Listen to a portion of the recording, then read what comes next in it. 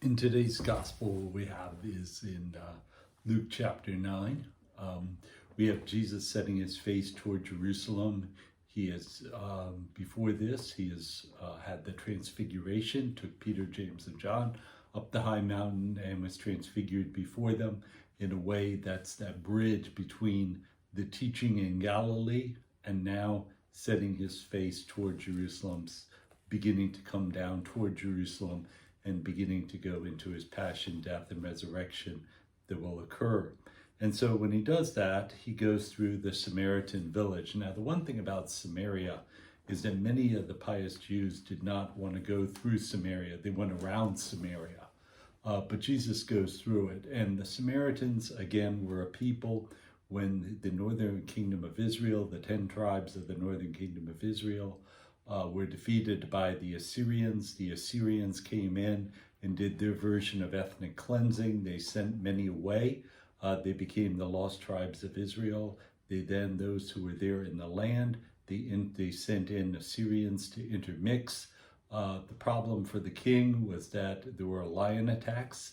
Again, lions were not just in Africa back at the time, but they were all the way up into Europe. And so with the lion attacks, the king figured out that, well, maybe this God of the northern kingdom of Israel, maybe he has some territorial power.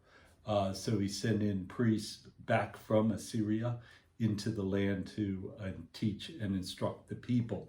And so a little bit of the God of Israel, a little bit of Assyrian worship, and so they became the Samaritans. There was hatred and animosity with the Jews and the Samaritans. The Samaritans, as we see in the women in the well, worshipped at Mount Gerizim. They had their own temple. The Jews did not like the Samaritans. The Samaritans did not like the Jews. They tried to prevent the temple from being rebuilt in 515 AD under King Cyrus and the Persians. But when the Maccabees came in and they had power, they came in and destroyed their temple at Mount Gerizim. So there's 700 plus years of animosity and hatred that's going on. And so when Jesus is going to Jerusalem, it's no wonder that they say, keep going, move on. So James and John wanted to send down fire from heaven, and Jesus says, rebukes them and moves on. And then we have the people who come up to Jesus. He says, I'll follow you wherever you go. And he says that foxes have holes, the birds of the air have nests, but the Son of Man has nowhere to lay his head. In other words, if you follow me, you're going to have an itinerant ministry. You're going to have a ministry where you're not saying, okay, we'll be in this place, we'll stay at this palatial hotel, with the nice buffet and breakfast buffet and all that kind of stuff. No, if you stay with me, again, you're going to be in an itinerant ministry. Where they're going to sleep is up to God. There's no certainty.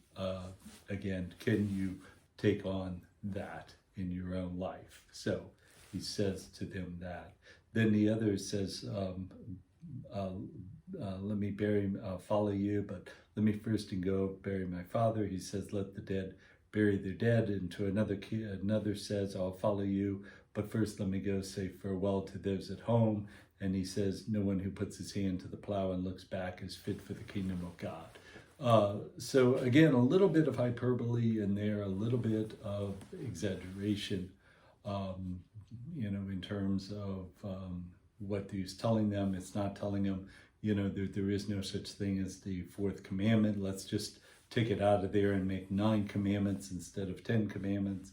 But there is a time at some point in someone's life where they're going to have to make a decision. It may not be in our lives, but there are people who have had to make that decision.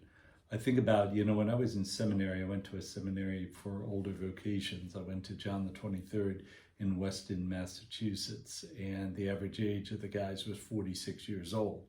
There was one guy who was coming from another country, studying for a diocese in the Midwest.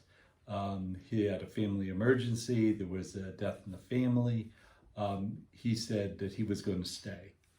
He couldn't go back because if he went back, it would jeopardize his immigration status. And he said that he's put in too much, taken too much time to become a priest, to find a diocese, that he's just not going to risk it. So, when I become a priest, I'll go back later. But he just couldn't do it. So he was willing to, again, put his face toward the plow, looking at the prize instead of looking back, was willing to do that. There was another seminarian who was from a diocese in the West. He had a brother who had multiple sclerosis. The problem with his brother was that his brother was not doing well, but he was somewhat in remission.